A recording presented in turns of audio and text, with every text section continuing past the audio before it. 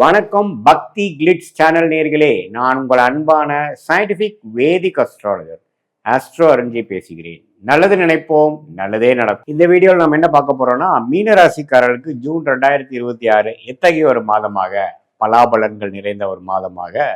மீனராசிக்காரர்களுக்கு இருக்க போகுங்கிறது சயின்டிபிக் வேதிக் அஸ்ட்ராலஜி முறையில் எதையும் மிகைப்படுத்தாமல், பரிகாரங்கள் அது மாதிரி மூட நம்பிக்கையில் போகாமல் உள்ளது உள்ளவாறு ஒரு கிரகம் ராசிக்கு இந்த மாதிரி ஒரு அமைப்புல இருக்கும் பொழுது எது மாதிரி ஒரு தாக்கத்தை கொடுக்க போகிறார், எது மாதிரி வாழ்க்கை மாற்றங்களை கொடுக்க போகிறாருங்கிறத இந்திய வேத ஜோதிட அடிப்படையிலான சயின்டிபிக் வேதிக் அஸ்ட்ராலஜி முறையில நம்ம துல்லியமா பார்க்க போறோம்.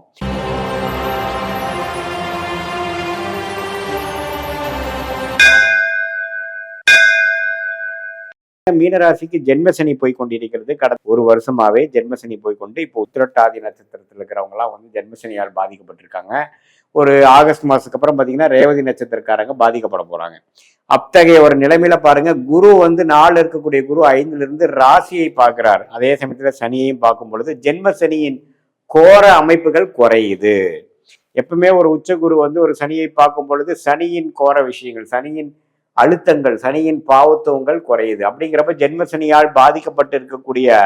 மீன ராசிக்காரர்கள் கடந்த 3-4 மாசமா இக்கட்டான ஒரு சூழ்நிலை, பண விஷயத்துல டைட்டு, படிக்கிற மாணவர்களுக்கு வந்து மைண்டு கான்சென்ட்ரேஷன் வரனால நண்பர்களிடையே கொஞ்சம் மனக்குழப்பங்கள், பிரச்சனைகள், எதுவுமே வந்து கான்சென்ட்ரேட் பண்ண முடியாத ஒரு மனநிலை. அதே மாதிரி மூத்த குடிமகளுக்கெல்லாம் பார்த்தீங்கன்னா உடம்பு உபாதைகள், குடும்பத்துல நிம்மதி இல்லாத சூழ்நிலை, இல்லத்தரசிகளுக்கு வந்து ஆர்குமெண்ட்ஸ், இதுன்ட்டு ஃபேமிலியில ஒரு நல்ல ஒரு நிம்மதியான சூழல் இல்லாத ஒரு அமைப்பு. அதே சமயத்துல இளம் தம்பதியினர் கல்யாணம் ஆகி சந்தோஷமா இல்லாத ஒரு அமைப்பு, கொஞ்சம் கருத்து வேறுபாடுகள் வரக்கூடிய அமைப்புகள், வியாபாரிகள் எல்லாம் பார்த்தீங்கன்னா பண விஷயத்துல வந்து கொஞ்சம் குடுக்கல் வாங்கல பிரச்சனை ஆகுறது. அதே சமயத்துல கொஞ்சம் வம்பு வழக்குகள் வர்றது. அதே சமயத்துல வேலையில் இருக்கிறவங்களுக்குலாம் ஒரே ஒர்க் டைட்டு,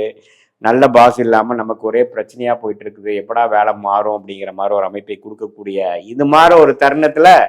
மீனராசிக்காரர்களுக்கு இந்த உச்சகுரு ராசியையும் சனியையும் பார்க்கும் பொழுது கொஞ்சம் நல்ல மாற்றங்களே இருக்கும். ஓரளவுக்கு நம்ம சமாளிக்கக்கூடிய அளவுக்கு கொஞ்சம் சில சம்பவங்கள் வந்து நமக்கு மாற்றி கொடுக்கும். இதுவரை பிரச்சனையாக போயிட்டு இருந்தது வந்து கொஞ்சம் ஓரளவுக்கு இலகுவாக, மனம் சாந்தமாகிற மாதிரியும், சில வாழ்க்கை சூழல் மாறுற மாதிரியும், கொஞ்சம் பணம் வரவு கொஞ்சம் வந்து பிரச்சனைகள் தீர்ற மாதிரியும் சில நல்ல மாற்றங்களை கொடுக்கக்கூடிய குரு பயிற்சியாக ஜூன் 2ஆம் தேதி ஆகக்கூடிய இந்த குரு பயிற்சி மீனராசிக்காரர்களுக்கு நல்ல பலனை கொடுக்குதுங்க. அதே சமயத்துல புதன், சுக்கிரன், சூரியன் எல்லாம் 3ஆம் இடத்துல 4ஆம் இடத்துல மாறும் பொழுது நல்ல ஒரு முன்னேற்றத்தை கொடுக்குது. ராஜயோகாதிபதி செவ்வாய் 2ஆம் இடத்துல இருக்கும் பொழுது பேச்சுல மட்டும் கொஞ்சம் கேர்ஃபுல்லா இருக்கணும். டக்குன்னு பேசிடுறது, அவசரப்பட்டு பேசுறது, திட்டுறது, இது மாதிரி விஷயங்கள்லாம் வந்து உங்களுக்கு சாதகமா இல்லாமல் போகும். ஏன்னா 2ஆம் இடத்துல செவ்வாய் ஆட்சியோடு இருக்கும் பொழுது அந்த மாதிரி ஷார்ப்பா பேசுறது, ஆர்குமெண்ட்ஸ் பண்றது, அது மாதிரி விஷயங்கள் மட்டும் கொஞ்சம் கேர்ஃபுல்லா இருந்து வீரத்தை காட்டிலும் விவேகமாக இருக்கணுங்கிற ஒரு அமைப்பு வந்து நீங்க ஞாபகம் வச்சுக்கணும் மீனராசிக்காரர்கள். மற்றபடி இந்த குரு மாற்றம் வந்து நல்ல ஒரு மாற்றமாக இருக்கு. ராகு 12ல இருக்கார், கேது வந்து 6ல இருக்கிறார். இது எல்லாமே கொஞ்சம் டிராவல் கொடுக்கக்கூடிய அமைப்புகள்,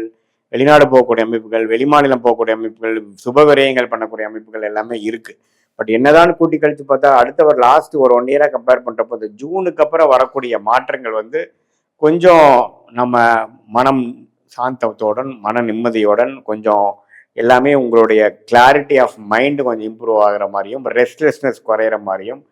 இதுவரை பதட்டமா இருக்கிறக்கூடிய மைண்டெல்லாம் கொஞ்சம் சாந்தம் அடைகிற மாதிரியும் நல்ல ஒரு மாற்றத்தை கொடுக்கக்கூடிய அமைப்பாக, அது வேலை சூழலா இருந்தாலும் சரி, பண விஷயமா இருந்தாலும் சரி, ஹெல்த் விஷயமா இருந்தாலும் சரி, குடும்ப விஷயமா இருந்தாலும் சரி,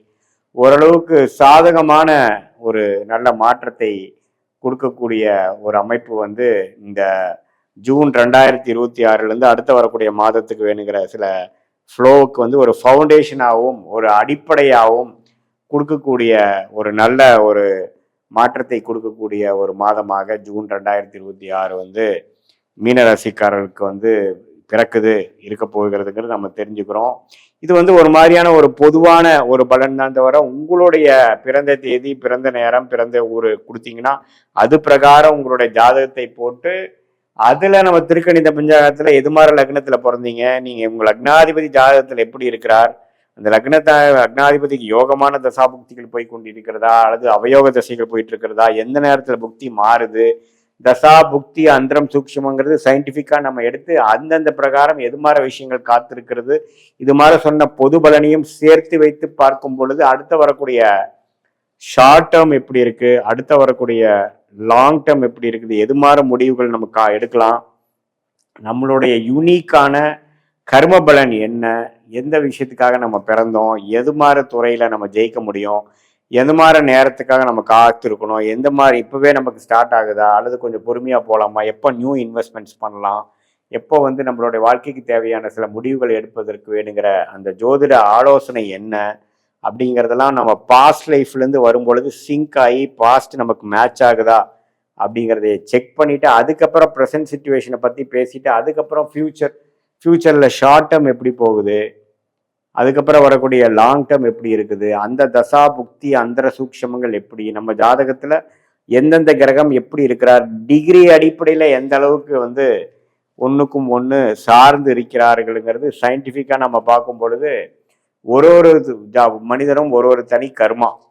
ஒரு மனிதன் மாதிரி இன்னொரு மனிதன் பார்க்க முடியாது. ஸோ அதெல்லாம் எப்படி வருதுங்கிறதெல்லாம் சேர்த்து வைத்து